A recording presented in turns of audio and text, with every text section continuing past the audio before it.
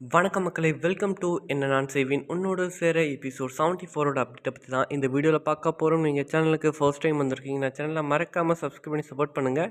இந்த ஒரு வீடியோ பிடிச்சிருந்தா வீடியோக்கு ஒரு லைக்கும் பண்ணிடுங்க. அடுத்ததாக எபிசோடில் என்ன இன்ட்ரெஸ்டிங் நடக்குது அப்படின்ற டைம் எபிசோட் 73ஓட ஃபுல் ரிவ்யூ தான் நம்ம இந்த வீடியோவில் பார்க்க போகிறோம். வரப்போகிற இந்த 74 எபிசோட் செம்ம சூப்பராக இருக்க போகுது. என்ன பார்த்தீங்கன்னாக்கா, நம்ம குரு கையில் வந்து சர்ப்ரைஸ் எப்படி ஆகுறாங்க அப்படின்னு சொல்லிட்டு கேமரா வந்து இடனாக வந்து வச்சுருந்தாங்க. ஸோ அந்த ஒரு கேமராவில் கார்த்திக் வீட்டுக்குள்ளே வந்தது, ரியா என்னென்ன பண்ணாங்க வீட்டுக்குள்ளே, ஸோ இது எல்லாமே பார்த்தீங்கன்னாக்கா ரெக்கார்ட் ஆகிருக்கும். ஸோ அந்த ஒரு வீடியோவை ஃபுல்லாக ப்ளே பண்ணி பார்த்தாருன்னா கண்டிப்பாக வந்து ரியா வந்து மாட்டிப்பாங்க. என்ன கையில் சர்ப்ரைஸ் ஆகிற வரைக்கும் தான் அந்த வீடியோ இருக்குது அப்படின்னு சொல்லிட்டு வந்து அதை அப்படியே விட்டுட்டாருன்னு வைங்களேன். ஸோ ஒரு வீடியோ வச்சு எந்த ஒரு யூஸுமே கிடையாது. ஏன்னா ரியா வீட்டுக்குள்ளே என்னென்ன செஞ்சுருக்காங்க, கார்த்திக் இன்னொரு பர்சன் அப்படி வீட்டுக்குள்ளே வந்திருக்காங்க, இது எல்லாத்தையும் ப்ரூவ் பண்ணுறதுக்கான செம ஒரு எவிடன்ஸ் வந்து இப்போ நம்ம குரு கையில் இருக்குது. அவரும் அந்த வீடியோவை ஓட்டி மட்டும் பார்த்துட்டாருன்னு வைங்களேன், கடைசி வரைக்கும் என்ன நடந்துச்சு அப்படின்ட்டு. ஸோ ஈஸியாக வந்து அங்கே மாட்டிப்பாங்க இவங்க 2 பேருமே. என்ன குரு அதை செய்யாமல் வந்து பார்த்தீங்கன்னாக்கா, ஸோ அவங்கள எப்படி சர்ப்ரைஸ் ஆனாங்க, ஸோ அது வரைக்குமே அந்த வீடியோ வந்து கரெக்டாக வந்து ப்ளே பண்ணி வந்து பார்த்துட்டு, ஓகே நமக்கான வீடியோ ஃபுட்டேஜ் இதுதான் அப்படின்னு சொல்லிட்டு வந்து பார்த்தீங்கன்னாக்கா, அவங்கள இம்ப்ரெஸ் பண்ணுறதுக்காக அந்த ஒரு ஃபுட்டேஜை மட்டும் தனியாக கட் பண்ணி வந்து ஸோ நம்ம கையலுக்கு வந்து ப்ளே பண்ணி வந்து போட போகிறாங்க. அதுக்கப்புறம் தான் வந்து பார்த்தீங்கன்னாக்கா, நான் உனக்காக இன்னொரு சர்ப்ரைஸ் வச்சுருக்கேன் அப்படின்னு சொல்லிட்டு கையில் வந்து உட்கார வச்சு அந்த வீடியோவை ப்ளே பண்ணும்போது பக்கத்தில் இருக்கிற ரியா ரொம்பவே பார்த்தீங்கன்னாக்கா பயப்படுவாங்க. அப்பா நமக்கு தெரியாமல் இந்த வீட்டில் ஒரு கேமரா வச்சுருக்காங்க அப்படின்னு சொல்லிட்டு வந்து அப்போ தான் அவங்களுக்கு தெரியும். இல்லை இல்லை வேணாம், இந்த வீடியோ ப்ளே பண்ண வேணாம் அப்படின்னு சொல்லிட்டு வந்து அவங்களே கொஞ்சம் வந்து பயப்பட மட்டும் தான் போகிறாங்க. ஏன்னு பார்த்தீங்கன்னாக்கா, வீட்டுக்குள்ளே நடந்த எல்லா விஷயமும் இப்போ பார்த்தீங்கன்னாக்கா அந்த ஒரு கேமராவில் ரெக்கார்ட் ஆகிருக்கும். கண்டிப்பாக வந்து கார்த்திக் வீட்டுக்குள்ளே வந்ததையும் அந்த கேமராவில் கண்டிப்பாக ரெக்கார்ட் ஆகி தான் இருக்கும். ஒருவேளை இந்த வீடியோவை நம்ம ஃபுல்லாக ப்ளே பண்ணோம்னா கண்டிப்பாக நம்ம மாட்டிப்போம். எப்படியாச்சும் இவங்கள டைவர்ட் பண்ணணும்னா அவங்க இருக்கிற அந்த ஒரு நிமிஷம் வரைக்கும் அந்த வீடியோவை ப்ளே பண்ணி வச்சுட்டு அதுக்கப்புறமா வந்து அதை நிப்பாட்டினோம்னா நம்ம வந்து கண்டிப்பாக வந்து தப்பிப்போம் அப்படின்னு சொல்லிட்டு வந்து பார்த்தீங்கன்னாக்கா, ஸோ அவங்கள டைவர்ட் பண்ணுறதுக்கான அடுத்த ஒரு முயற்சியில் வந்து ரியா வந்து இறங்க போகிறாங்க. அப்படியே அவங்களா டைவர்ட் பண்ணாமல் அப்படியே விட்டாங்கன்னா கண்டிப்பாக இவங்க மாட்டிப்பாங்க அப்படின்றது அவங்களுக்கு ரொம்பவே நல்லாவே தெரியும்.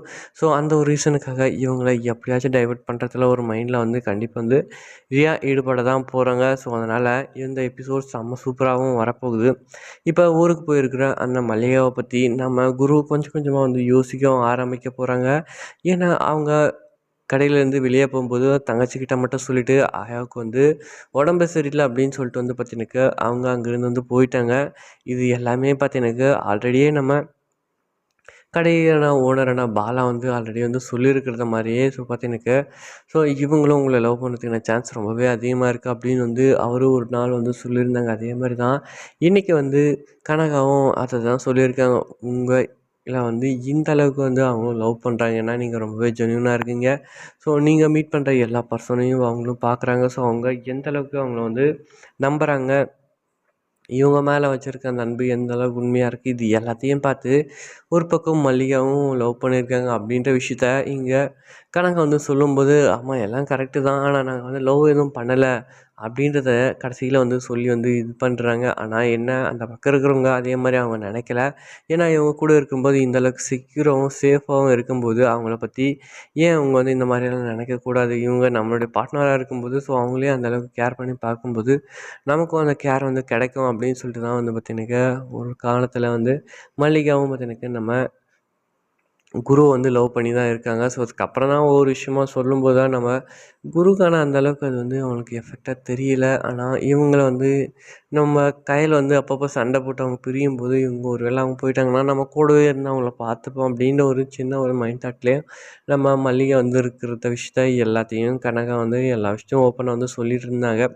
என்ன அவங்க ஊருக்கு அவ்வளோ சீக்கிரம் வரப்போ மாட்டாங்க அப்படின்னு வேறு சொல்லியிருக்காங்க. ஏன்னா அவங்க வந்து அவங்க தான் வந்து வளர்த்துருக்காங்க போல். ஸோ அவங்க அம்மா இல்லாத போது ஸோ அவங்களுக்கு உடம்பு சரியில்லை அப்படின்னும்போது தான் இவங்க வந்து ஊருக்கே போக செஞ்சுருக்காங்க.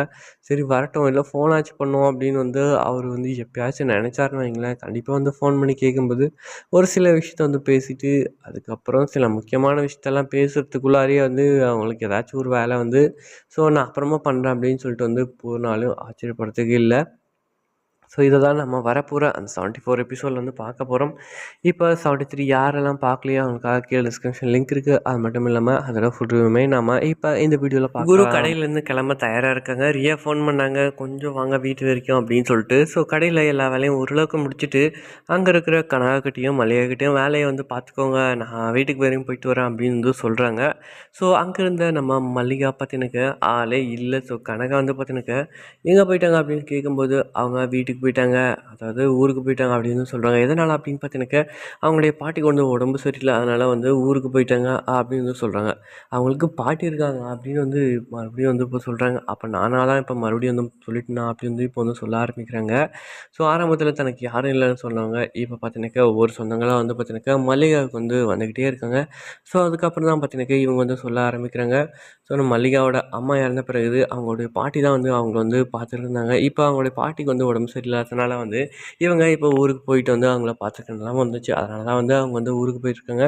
ஸோ இதை என்கிட்ட வந்து ஃபோன் பண்ணி வந்து சொல்லியிருக்கலாம்ல, உனக்கு ஃபோன் பண்ணும்போது ஃபோன் ரிங் ஆகுது, எனக்கு வந்து ரிங் ஆகுதா என்ன, என்கிட்ட சொல்லக்கூடாதே அப்படின்னு சொல்லிட்டு தான் மல்லிகை வந்து போயிருக்கா. என்ன மறுபடியும் இப்போ ஃபோன் பண்ண போகிறீங்களா அப்படின்னு கேட்கும்போது பண்ணிட்டாலையும் இப்போ என் நம்பரை வந்து பிளாக் லிஸ்ட்டில் போட்டு வச்சுருந்தா கூட ஆச்சரியப்படுறதுக்கு ஒன்றுமே இல்லை. சரி நான் பார்க்குறேன், அவன் இந்நேரத்துக்கு ஃபோன் பண்ணுறா என்ன சொல்கிறா அப்படின்ட்டு அப்படி வந்து சொல்லி வந்து பேசிகிட்டு இருக்காங்க. சரி ஓகே, கடையை வந்து நீ பார்த்துக்கோ, எனக்கு கொஞ்சம் வீடு வரைக்கும் வேலை இருக்குது அப்படின்னு வந்து சொல்லி வந்து பேசிகிட்டு இருக்காங்க மறுபடியும். ஸோ கடையில் பார்த்தீங்கன்னா இன்னொரு பையன் வரான். ஸோ ப்ரோ இந்த மாதிரி டிஷர்ட் வந்து இருக்குமா அப்படின்னு வந்து அவன் கேட்கவும் இங்கே வந்து ஒரு பக்கம் நல்லா யோசிக்க ஆரம்பிச்சிட்ருக்காரு நம்ம குரு. ஸோ என்னடா இவங்க என்ன சொல்லியிருக்கேன், இவங்க ஒன்றுமே புரியல. அங்கேருந்து அவங்க பார்த்தீங்கன்னாக்கா உடனே அந்த லாஸ்ட் ரேக்கில் மேலே டாப்பில் இருக்க பாருங்க ப்ரோ அப்படின்னு சொல்கிறாங்க.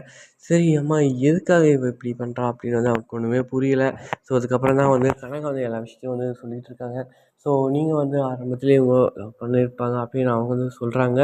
ஸோ எப்போன்னு பார்த்தீங்கன்னாக்கா இந்த விஷயத்த ஆல்ரெடி இதே இடத்துல இன்னொரு ஆளும் சொல்லியிருக்காங்க அப்படின்னு சொல்லவும் இவங்க அவங்களோட ஸ்டோரிஸ் எல்லாமே எடுத்து சொல்ல ஆரம்பிக்கிறாங்க. ஸோ மல்லிகை வந்து எப்படி இவங்க லவ் பண்ணியிருப்பாங்க அப்படின்ட்டு.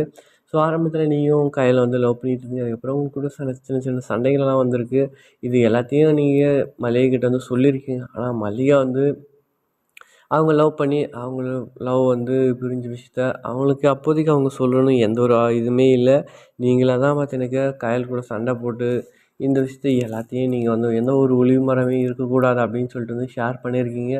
ஆனால் நம்ம மல்லிகா இருந்துக்கிட்டு அவங்க வந்து பார்த்தீங்கன்னாக்கா தனக்கு வந்து இவ்வளோ எல்லா விஷயத்தையும் தனக்கிட்ட இருந்து எந்த ஒரு விஷயத்தையும் மறைக்கல அப்படின்னு சொல்லிட்டு வந்து இவங்க நினச்சி அவங்களுக்கு ரொம்ப பிடிச்சி போயிடுச்சு போல். அதனால் வந்து பார்த்தீங்கன்னாக்கா அவங்களே தனக்கு லைக் பார்ட்னராக வந்தால் நல்லாயிருக்கும் அப்படின்னு வந்து அவங்களும் சில கனவுகளோடு எதிர்பார்த்துட்டு இருந்தாங்க. என்ன பார்த்தீங்கன்னாக்கா எந்த ஒரு விஷயத்தையும் தாங்கிட்ட மறைக்கல. ஸோ அவங்களும் தான் மேலே கேரிங்காக இருக்கிற மாதிரி எல்லா விஷயத்துலேயும் ரொம்ப ஷூட்டபுளாக இருப்பார் அப்படின்னு வந்து அவங்க நினச்சிருப்பாங்க போல். அதனால தான் அவங்கக்கிட்ட பிரிஞ்சு போகும்போது கூட பார்த்தீங்கன்னாக்கா யார் இருந்தாலும் சரி நான் அவங்க கூட கடைசி வரைக்கும் இருப்பேன் அப்படின்னு ஒரு பஞ்சையும் சொல்லியிருக்காங்க. அதுக்கான அர்த்தம் பார்த்தீங்கன்னாக்கா அப்போ நம்ம குருக்கு வந்து புரியல. இப்போவும் புரிஞ்சாலும் புரியாத மாதிரி தான் இருக்காங்க. உடனே அவர் இருந்துக்கிட்டு நான் வந்து அப்போ சொன்னது வந்து அவங்க தான் கூட யாரும் இல்லைன்னா தனக்கு இவங்க இருப்பாங்க அப்படின்னு ஒரு பெஸ்ட் ஃப்ரெண்டாக அப்படின்னு தான் நான் நினச்சேன். ஆனால் இவங்க இந்த மாதிரிலாம் நினைப்பாங்கன்னு நான் நினைக்கல. ஆமாம் இதையும் ஃபோன் பண்ணி கேட்பீங்களா என்ன? ஆமாம் நான் ஃபோன் பண்ணி அவள் எடுத்துட்டாலையும் என் ஃபோனு பிளாக் லிஸ்ட்டில் போட்டிருக்காளா என்னவோ தெரியல. நான் அப்புறமா பார்த்துக்கிறேன். சரி இப்போதைக்கு எனக்கு வெளியே போகிற வேலை இருக்குது. நீ கடையை பார்த்துக்கோ. பாலா ப்ரோ வர வரைக்கும். ஏன்னா நிறைய வேலை இருக்குது. நான் பில்லிங்லேயும் ஆளும் இல்லை, எதுலேயும் யாருமே இல்லை. நீ பார்த்துக்கோ அப்படின்னு சொல்லிட்டு வந்து இவர் வந்து வீட்டுக்கு வந்து போகிறாங்க. ஸோ அங்கேருந்து ரியா பார்த்தீங்கன்னா செம்மையாக வந்து பிளானை போட்டு வச்சுருக்காங்க. வந்த உடனே இவங்கள வந்து கோழி அமுத்துற மாதிரி அமர்த்தி ஸோ அவங்களுக்கு முன்னாடி கையில் வர வச்சு அவங்களுக்கு முன்னாடி இதெல்லாம் இப்படியெல்லாம் நடக்குது அப்படின்னு வந்து காமிச்சிட்டா நம்ம வேலை வந்த வேலை விஷயம் சூப்பராக முடிஞ்சு போயிடும் அப்படின்னு சொல்லிட்டு தான் வீட்டுக்கு வந்து வராங்க. ஸோ நம்ம குரு கரெக்டாக வீட்டுக்குள்ளே வராங்க. அங்கே ரியா பார்த்தீங்கன்னாக்கா அழகு ஒரு ட்ரெஸ்ஸோட குருவோட சட்டையும் போட்டுட்டு வந்து இருக்கேன். ஏங்க என்னங்க பண்ணிட்டு இருக்கேன், ட்ரெஸ் சேஞ்ச் பண்ணும்போது நான் வந்துட்டேன், நீங்கள் போயிட்டு வந்து ரூமை க்ளோஸ் பண்ணிவிட்டு ட்ரெஸ் சேஞ்ச் பண்ணிவிட்டு வாங்க அப்படின்னு சொல்லிட்டு நான் வெளியே போகிறேன் கொஞ்சம் நேரம் அப்படின்னு சொல்கிறேன். ஏங்க இருங்க என்னோடய ட்ரெஸ்ஸே இவ்வளோதாங்க, நான் வீக்கெண்ட்லலாம் இந்த மாதிரி தான் போட்டிருப்பேன், நான் பெங்களூர்லேருந்து போதும் இந்த மாதிரி தான் வந்து ட்ரெஸ் பண்ணி இருந்தேன்.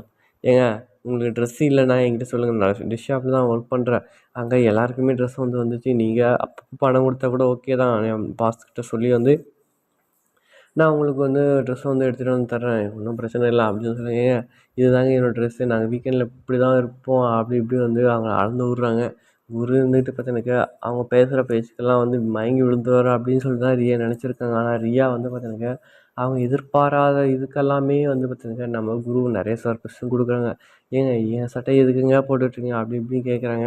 "எனக்கு இந்த சட்டை பிடிச்சிருக்கு அதனால நான் போட்டுட்ருக்கேன்." "ஏங்க இந்த ட்ரெஸ் தான் நேற்று நான் போட்டிருந்தேன். நைட்டு வேறு நாங்கள் வர லேட் ஆச்சு. நைட்டு வேறு அங்கே ஐஸ்கிரீம் சாப்பிட்டோம். அதுக்கப்புறம் அது வேறு கோல்ட் ஆயிடுச்சு. அப்புறம் நான் சளியெல்லாம் செஞ்சு அந்த சட்டையில தான் போட்டுருக்கேன். அந்த சட்டைய இப்போ வேறு போட்டு அதை வேறு மோந்து வேறு பார்த்துட்ருக்கேன்." அப்படி இப்படின்னு சொல்கிறதுக்குள்ள ரியாவுக்கு ஒரு மாதிரியாவே ஆகிப்போச்சு. அதுக்கப்புறம் பார்த்தீங்கன்னாக்கா அந்த சட்டைய கழட்டி போட்டுட்டாங்க. சரி, இப்போ எதுக்குங்க என்ன வர சொன்னீங்க அப்படின்னு சொன்ன உடனே, இவங்க ஒரு மாதிரியா வந்து குருக்கிட்ட வந்து உட்காந்து கிட்ட வந்து பேசுகிறாங்க. அது அவங்களுக்கு ஒரு புதுசா வந்து தெரியுது. என்னடா இவங்க இந்த மாதிரியெல்லாம் பேசிட்டு இருக்காங்களே அப்படின்னு சொல்லிட்டு அவங்களுக்கே ஒரு டவுட்டா வருது. ஏங்க உங்களுக்கு ஏதாச்சும் ஆயிப்போச்சாங்க? வந்த உடனேருந்து ஒரு மாதிரியாவே பேசுகிறீங்களே, எனக்கு ஒன்றுமே புரியலையே அப்படி இப்படி வந்து பேசி அவங்கள எப்படியாச்சும் அவன் வழிக்கு கொண்டுட்டு வந்துடலான்னு பார்க்குறாங்க. ஆனால் அதுதான் அங்கே ஒன்றுமே நடக்கவே இல்ல. சரி, அங்க பார்த்தீங்கன்னாக்கா கையலோட பாஸ் இருந்துக்கிட்டு, கையில வந்து ஏதோ மெயின்டனன்ஸ் ஒர்க் போயிட்டுருக்கு எலக்ட்ரிக்கல். சரி நீங்க இன்னைக்கு ஹாஃப் டே லீவ் அப்படின்ற மாரி வந்து சொன்னதுக்கப்புறம் வந்து இவங்களுடைய வந்து சரி அங்க ஃபோன் பண்ணதுக்கு அப்புறம் தான் வந்து இவங்கள வந்து அனுப்பிச்சு விட முடியல. சரி அங்க வீட்டுக்குள்ள என்ன நடக்குதுன்னா, எல்லாமே தலைகீழா நடக்குது. அதுக்கப்புறம் இவங்கள இங்கேருந்து அனுப்பிச்சோம்னா, அங்க ஒண்ணுமே யூஸ் இல்ல அப்படின்னு சொல்லிட்டு வந்து மறுபடியும் வந்து கூப்பிட்டு வந்து பேசிட்டுருக்காங்க. ஸோ அதுக்கப்புறம் இவங்க 2 பேரும் பேசிட்டு இருக்கும்போது, நீங்க வந்து அங்க திருச்சி பிரான்ச் மாரி இருக்கும். சரி நீங்க எல்லாமே ப்ரிப்பேர் பண்ணிக்கோங்க அப்படின்னு வந்து சொல்லிட்டுருக்காங்க. நான் எதுக்கு போணுங்க? எனக்கு அந்த மாரிலாம் போணுன்னு ஒரு இதுவுமே கிடையாது. என் மாமா என் கம்பெனிய வந்து எடுத்து நடத்தக்கூடாது. இப்ப நீங்க என்னுடைய பாஸ். நீங்க என்னுடைய கம்பெனிய டேக் ஓவர் பண்ணும்போது, என் கம்பெனிய வந்து நல்லா பார்த்துப்பீங்க. அவ்வளோதான். எனக்கு வந்து அந்த கம்பெனி ஒன் ஆஃப் த பார்ட்னரா இருக்கணும் அவசியமே கிடையாது. ஒரு சாதாரண ஒரு எம்ப்ளாயியா இருந்தாவே எனக்கு அதுவே போதும் பாஸ். ஆனா நீங்க அங்க வரையும் போயிட்டு என்ன வேலை செய்ய சொல்றது எனக்கு சுத்தமா எனக்கு பிடிக்கல.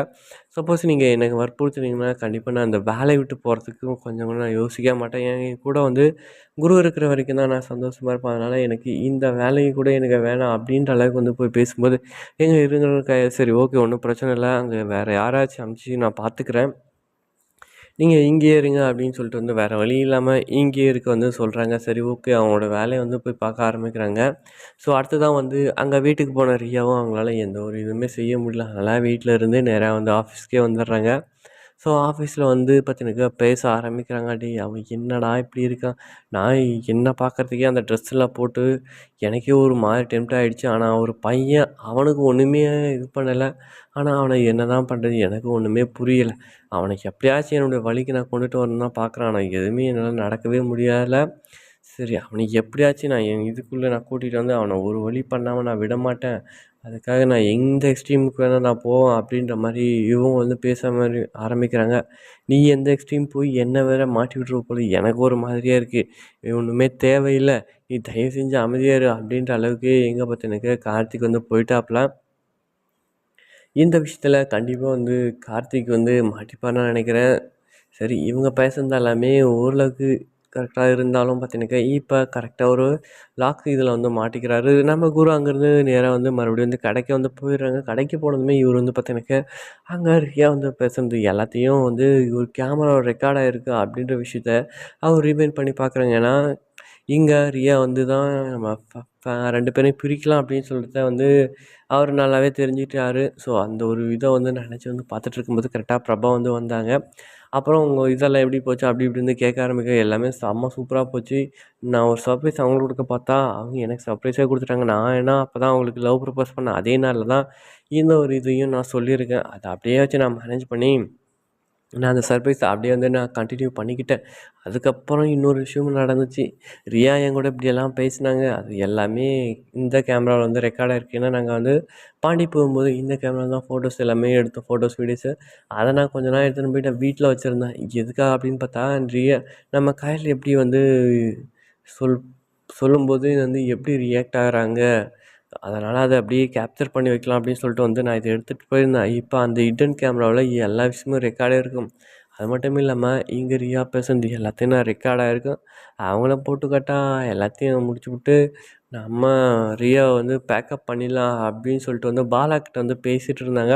ஸோ இதோட பார்த்தீங்கன்னாக்கா எபிசோட் இதோட முடிச்சிருந்தாங்க. ஸோ அடுத்த ஒரு எபிசோடுக்காக வெயிட் பண்ணலாம். ஸோ 74 எபிசோட் செம்ம சூப்பரா இருக்க போது. நம்ம கெஸ் பண்ண மாரி தான் கண்டிப்பா வந்து இந்த எபிசோடும் வரப்போகுது. ஸோ இத பத்தி நீங்க என்ன நினைக்கிறீங்க? அப்படின்றத கீழ மறக்காம கமெண்ட் பண்ணுங்க. அடுத்த ஒரு புது வீடியோட அப்டேட்ல உங்கள நம்ம சந்திக்கலாம்னு நினைக்கிறேன். By guys.